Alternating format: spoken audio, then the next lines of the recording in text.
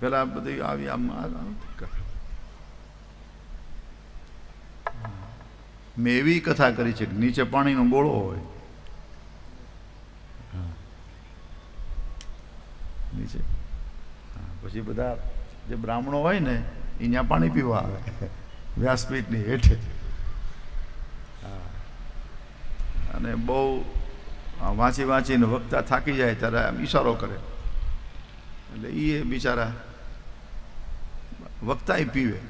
ચાલુ કથા એ કીર્તન કરો ઘડી કેમ કે બાપા કીર્તન કરો. આ પેલા કથા પછી એમાં વક્તા તો આખા ઢંકાઈ જાય. હા,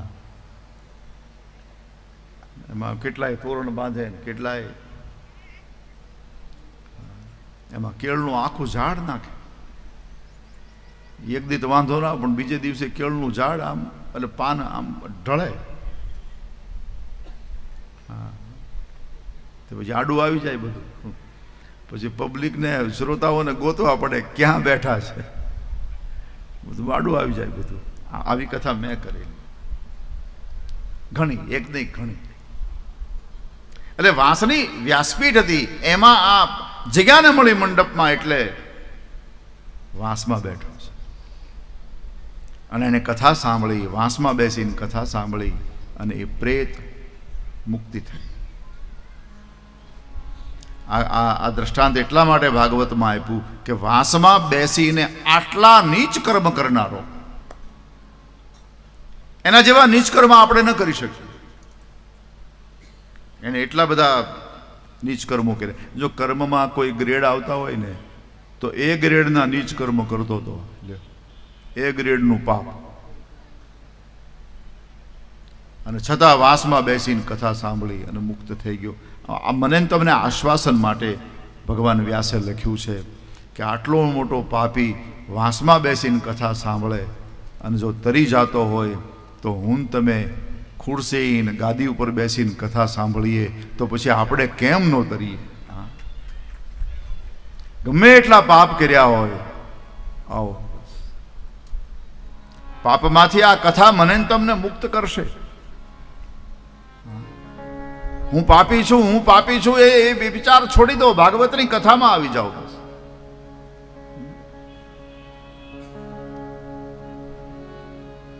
પછી પોતાની જાત પ્રત્યે આમ હિંતાનો ભાવ છોડી દો કે મારા સાથે તો આવા બધા હલકા કર્મો થઈ ગયા છે ને, મેં તો પાપ કર્યા છે ને, મારો કાંઈ હવે ઉદ્ધાર એ છોડી ઉદ્ધાર ન થાય કોણે કીધું? આવો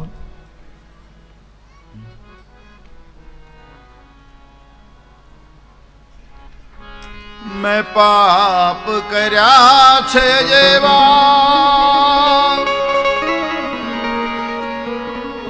ભૂલ્યો હું તારી સેવા. મેં પાપ કર્યા ભૂલ્યો તારી સેવા. મેં પાપ કર્યા છે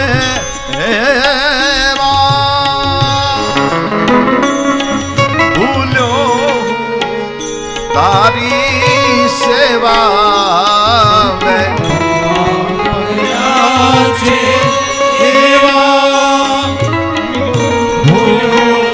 તારી સેવા. મારી ભૂલો ના ભૂલનાર, તારી કરુણાનો કાંઈ પાર નથી.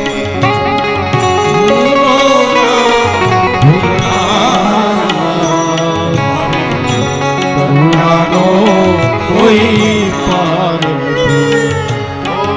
કરુણાના કરનારા, તારી કરુણાનો કાંઈ પાર નથી. ઓ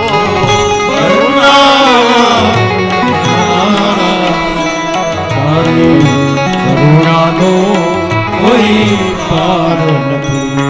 ઓ સંકટના હરનારા,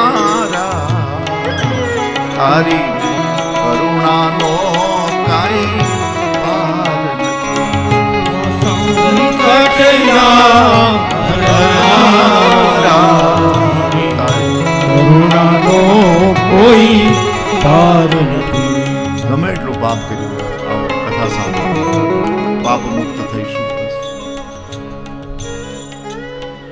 પહેલો દિવસ છે, ભાગવતજીનો એક શ્લોક પ્રથમ સ્કંદનો ગાન કરી અને પછી આપણે કાલે પાછા મળશું. જન્માદ્યસ્ય યતોન્ભયાદિતરતશ્ચાર્થેષ્વભિજ્ઞસ્મરાટ તેને બ્રહ્મહૃદાય આદિકવયે મુહ્યન્તિ યત્સૂરયઃ તેજોવારિમૃદાં યથા વિનિમયો યત્ર સ્ત્રીસર્ગો મૃષા ધામના સ્વેન સદા નિરસ્તકુહકં સત્યં પરમ ધીમહિ ધામના સ્વેન સદા નિરસ્તકુહકં સત્યં પરમ ધીમહિ. આપણે કથામાં જે પ્રસંગનું દર્શન કરતા હતા, ભાગવતજીના પ્રથમ શ્લોકની થોડીક ચર્ચા. 19 અધ્યાયનો પ્રથમ સ્કંદ છે. એમાં પ્રથમ અધ્યાયના 3 શ્લોકમાં ભગવાન વેદવ્યાસજી મંગલાચરણ કરે છે. સંસાર જેના દ્વારા નિર્માણ થયો અને સંસાર જેના દ્વારા ટકી રહ્યો છે અને જેના દ્વારા આ સંસારનો વિનાશ થાય છે, એવા પરમાત્મા જે સદૈવ અને સર્વદા સત્ય સ્વરૂપ છે, એવા પ્રભુને હું પ્રણામ કરું છું.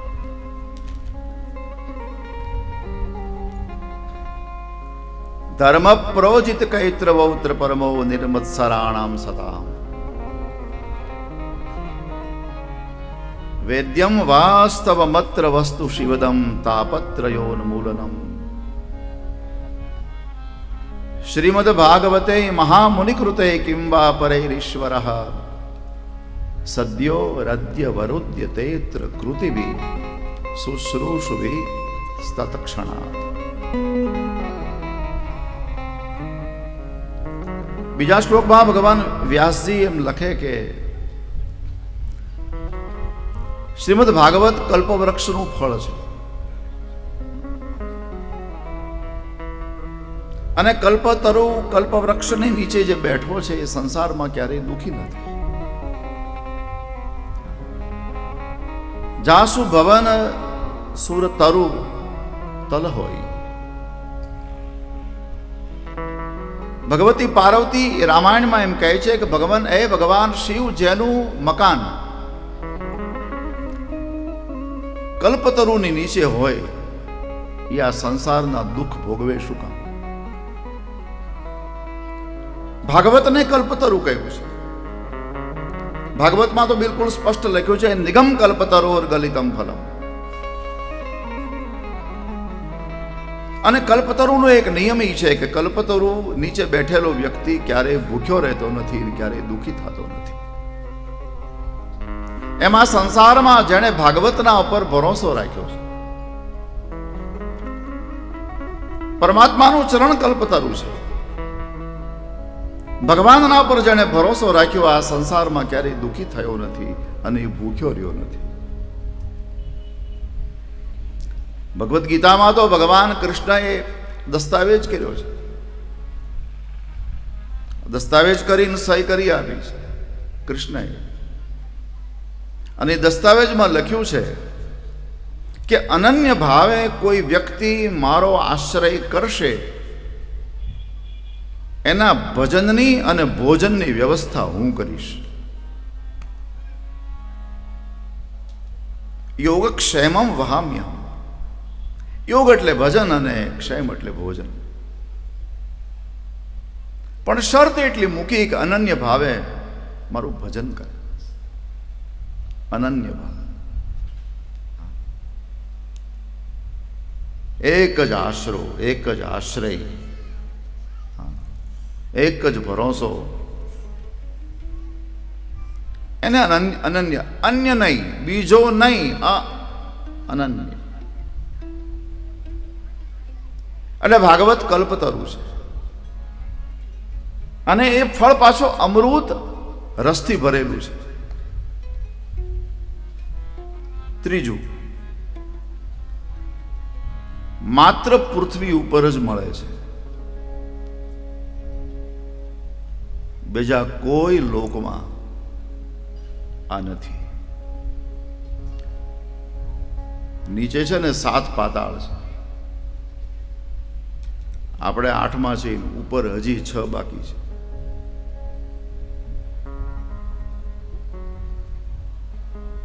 ભૂલોક, ભૂલોક, સ્વર્ગલોક, જનલોક, મહલોક, તપલોક અને સત્યલોક. નીચે તલ, અતલ, તલાતલ, સુતલ, રસાતલ અને મહાતલ, આ 14 બ્રહ્માંડ થાય છે.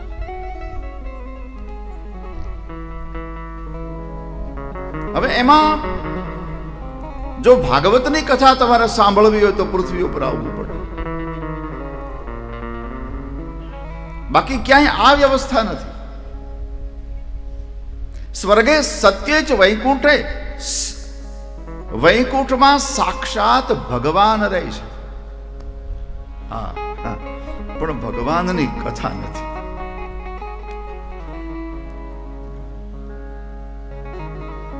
એટલે તો ગોપીઓ એમ કહે ને કે અમારે તમારા વૈકુંઠમાં નથી આવવું, અમારું આ વૃંદાવન સારું છે. વૃંદાવનમાં અમને 2 ફાયદા છે, ગોપીઓ કહે. એક તો અમે કથા વગર રહી શકીએ નહીં, પહેલું. એટલે કથા તો ત્યાં તમારા વૈકુંઠમાં કોઈ છે નહીં, એટલે કથા વગર અમને ગમે નહીં. અને બીજું, ભગવાન તમારી પત્ની લક્ષ્મી અમારી વ્રજમાં નોકરાણી બનીને કામ કરે છે. શ્રયત ઇન્દિરા, શ્રયત સેવા કરનારી કોણ છે? ઇન્દિરા. ઇન્દિરા એટલે લક્ષ્મી. શાશ્વત અત્રહી, અહીંયા. અને આપણે કવિઓએ પણ કેટલું સુંદર, હે મારું વનરાવન છે રૂડું, વૈકુંઠ નહીં રે આવું. મારું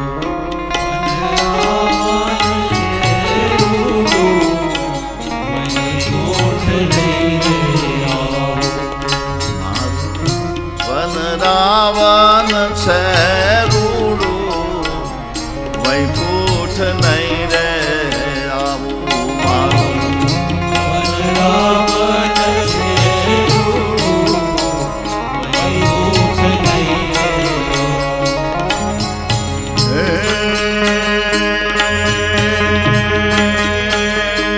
નહીં આવું. હું નંદજીના લાલ રે, નહીં રે આવું. નહીં આવું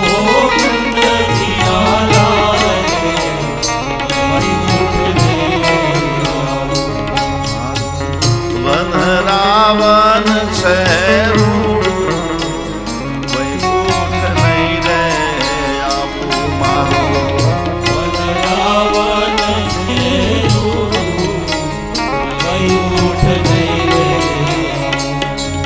શ્રીમદ ભાગવત કલ્પતરુ છે, પૃથ્વી ઉપર જ મળે છે, અમૃત રસથી ભરેલું છે. ચોથું, ભગવાન વેદવ્યાસે એની રચના કરી છે અને નિષ્કામ ધર્મનું એમાં નિરૂપણ છે. નિષ્કામ ધર્મ આ મંગલાચરણમાં ભાગવતનો પરિચય છે. સત્પુરુષોએ જાણવા લાયક વાસ્તવિક વસ્તુ આમાંથી મળે છે. કોને? સત્પુરુષો, જે ઈશ્વર તત્વને પ્રાપ્ત કરી ચૂકેલા બૌદ્ધિક પુરુષ, જેને બોધ થઈ ગયો છે. આવા જ્ઞાની માણસોને પણ આમાંથી કંઈક મળી જાય છે. અને જેનું શ્રવણ 3 પ્રકારના પરિતાપનો વિનાશ કરે છે.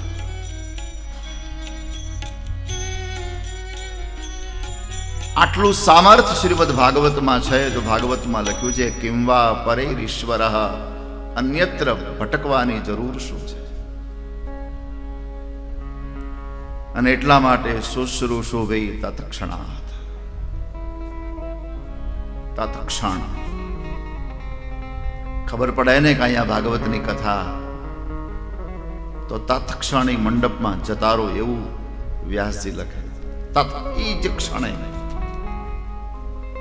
કથા સાંભળી લો. કોઈ ભગવાન વેદવ્યાસને કહ્યું કે મહારાજ તમે એમ કહો છો કે તત્ક્ષણ કથા તો 7 દિવસ ચાલે, છેલ્લા 2 દિવસ જઈ આવીએ તો વાંધો. બોલે નહીં, તું અત્યારે જ મંડપમાં જા અને કથા સાંભળ. બોલે પણ મહારાજ કથા તો 7 દિવસ સાંભળવા મળશે. થોડું પહેલા થોડું કામ પતાવી લઈએ, પછી 2 દિવસ છેલ્લે. ઘણા તો દલીલ કરે ને, અરે અડધી ઘડી સાંભળીએ તો ન્યાલ થઈ જાય. 1 ઘડી, આધી ઘડી ને આધી ને નાના હાથથી સાંભળો, આધી ઘડીમાં કાંઈ ન થાય.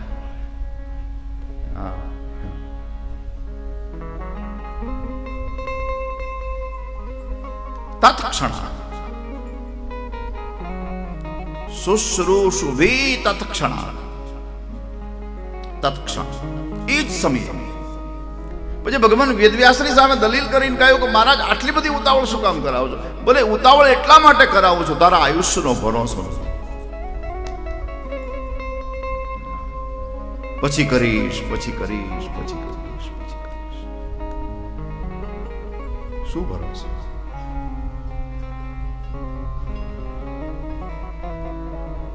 એટલા માટે આપણા રંગવધૂત એમ કે બધાનો ભરોસો કરજે, બધાનો વિશ્વાસ કરજે, પણ શ્વાસનો વિશ્વાસ નહીં કરતો.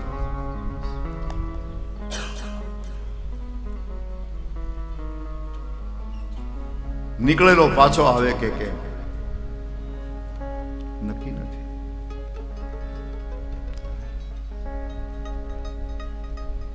પલની ખબર નહીં ને કલની વાત કરે.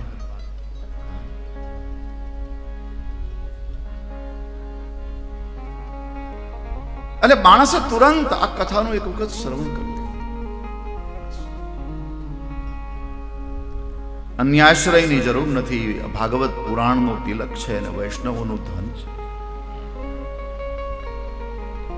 પરમહંસો માટે પણ વિશુદ્ધ જ્ઞાનની ચર્ચા જ્ઞાન, ભક્તિ અને વૈરાગ્યમાં પ્રકાશિત કરવામાં આવ્યા છે. નિવૃત્તિ માર્ગ પણ આમાં છે અને મુક્તિનું દાતા છે. અને પછી 3જા શ્લોકમાં નિગમ કલ્પતરોર ગલિતમ ફલમ શુક મુખાદ મૃતદ્રવ સંયુત પિબત ભાગવતમ રસમાલયમ. એક સુંદર વૃક્ષ છે અને એના પર પાકેલું એક ફળ છે. કેવું પાકેલું છે? રસમાલયમ. નિગમ કલ્પતરોર ગલિતમ ફલમ ગળી ગયેલું. ગલિતમ કેરી આમ રસથી લથપથ હોય, પાકેલી, અને પછી સહેજ તમે એની ચામડીને તોડો અને રસની ધાર થાય એવી કેરી. ગલિતમ ફલમ. આ ભાગવત વૃક્ષ, કલ્પ વૃક્ષ, એના પર પાકેલું ફળ છે. અને કેટલું પાકેલું છે? બોલે ગલિતમ, ગળી ગયેલું સાવ. અને એમાં એક પોપટ આવ્યો. શુક. શુક એટલે પોપટ. ક્યાંક મહાપુરુષો એમ કહે છે કે ભાઈ સુખદેવજીનું એક સ્વરૂપ પોપટનું હતું. એનો પૂર્વાવતાર પોપટનું. શુક. અને આપણે ગુજરાતીમાં પોપટ કહીએ અને સંસ્કૃતમાં શુક કહીએ. શુક. શુક મુખાદ મૃત દ્રવ સંયુત.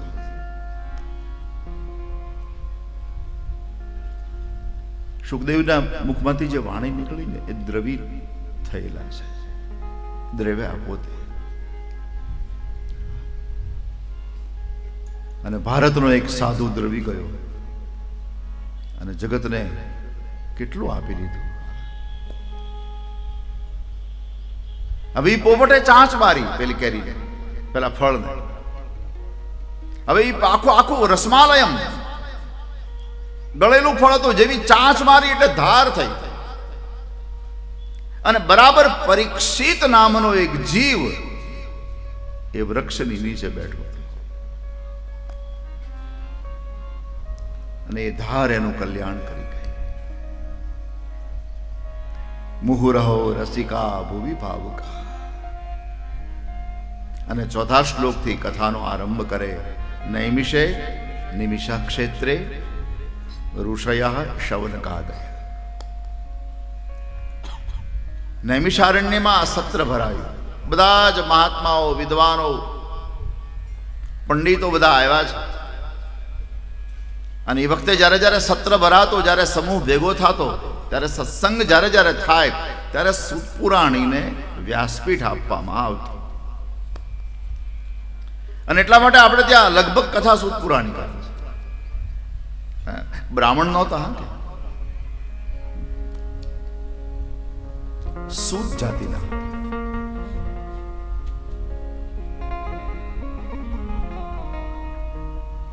માતા બ્રાહ્મણ છે અને પિતા ક્ષત્રિય છે.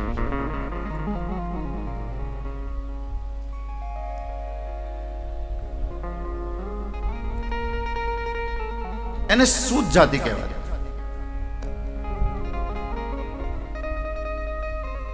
પણ એટલા બધા વક્તવ્યમાં હોશિયાર અને ભગવાન વ્યાસના શિષ્ય છે.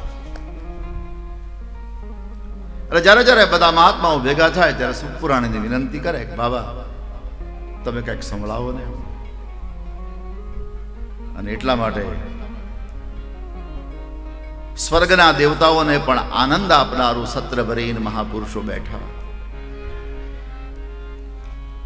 ઋષિઓ કથા સાંભળે, સુતપુરાણી કથા કરે અને પ્રશ્નોત્તરી જેવું છે. આમાં પ્રશ્ન પૂછે ને સુતપુરાણીનો જવાબ આપે. એમાં કોઈ એક પ્રશ્ન નીકળ્યો. કયો પ્રશ્ન નીકળ્યો એનો કોઈ ઉલ્લેખ ભાગવતમાં નથી, પણ પ્રશ્ન નીકળ્યો અને એનો જવાબ આપતા સુતપુરાણીને 1000 વર્ષ લાગ્યા. 1000 વર્ષ. ભાગવતના એક પ્રશ્નની ચર્ચા કરવામાં 1000 વર્ષ નીકળે. એક જ પ્રશ્નની ચર્ચા.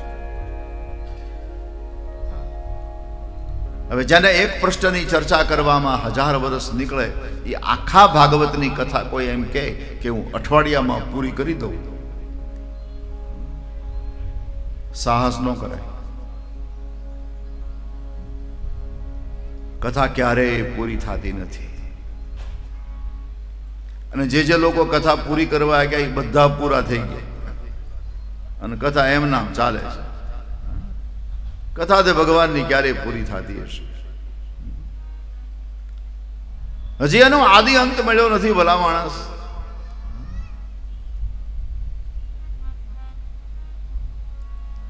વેદોને કંઈક ગાવાની ઈચ્છા થઈ, પણ છેલ્લે નેતિ નેતિ કહીને પ્રકરણ પડતું મૂક્યું.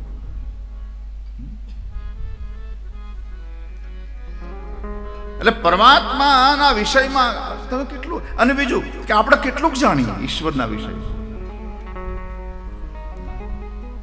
ભગવાન સનાતન છે અને એટલા માટે આપણા ધર્મનું નામ સનાતન છે. સનાતનનો સીધો સાદો અર્થ નીકળે જેનો આરંભ નથી ને જેનો અંત નથી. આ સીધો અર્થ સનાતનનો છે.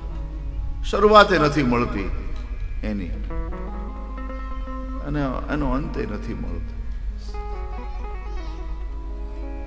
ભગવાનની શરૂઆત ક્યારે થઈ કોણ જાણે? ભગવાન જાણે. અને એટલા માટે આપણે બધા ઈશ્વરના સંતાનો છીએ. આપણું મૂળ ત્યાં છે. મૂળ આપણી બધાની જે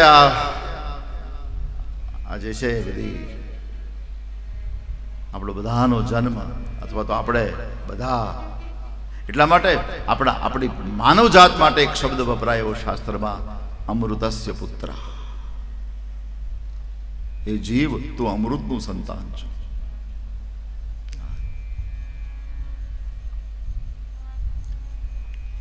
તારી પાસે અમરત્વની ક્ષમતા છે, પણ તું પોતાની જાતને ભૂલી જાય એમાં જવાબદારી કોની?